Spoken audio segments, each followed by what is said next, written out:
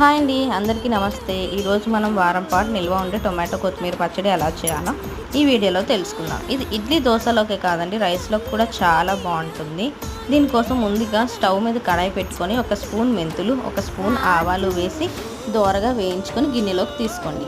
ముందుగా కట్ చేసి పెట్టుకున్న టొమాటోస్ని యాడ్ చేసుకొని హాఫ్ స్పూన్ పసుపు, రుచికి సరిపడా సాల్ట్, హాఫ్ స్పూన్ ధనియా పౌడర్, అలాగే కారం కూడా వేసి బాగా కలుపుకొని మగ్గనివ్వండి.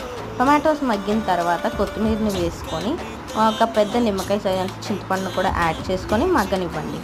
ముందుగా ఫ్రై చేసుకున్న ఆవాలు, మెంతుల్ని మిక్సీ చేసుకోండి. టొమాటోస్లో ఉన్న వాటర్ అంతా డ్రై అయిన తర్వాత బాగా చల్లార్చుకొని మిక్సీ చేసుకోండి. ఇప్పుడు పోపు కోసం కడాయి పెట్టుకొని ఆయిల్ అయితే ఎక్కువగానే వేసుకోవాలండి. పోపు దినుసులు వేసుకొని ఇప్పుడు అందులోకి పచ్చడిని అయితే యాడ్ చేసుకొని ఆయిల్ పైకి తేలే వరకు కుక్ చేసుకోండి. అంతేనండి, మనకి నోటికి కమ్మగా అనిపించి టొమాటో కొత్తిమీర పచ్చడి రెడీ.